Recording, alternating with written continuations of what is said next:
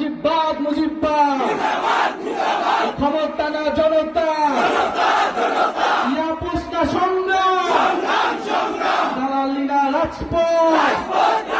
এই সুনামগঞ্জে কোনো পার্টি আছে? গণঅভ্যুত্থানে কোনো পার্টি আছে? অনেক দাদার কোনো পার্টি আছে? সুমন রাজার কোনো পার্টি আছে?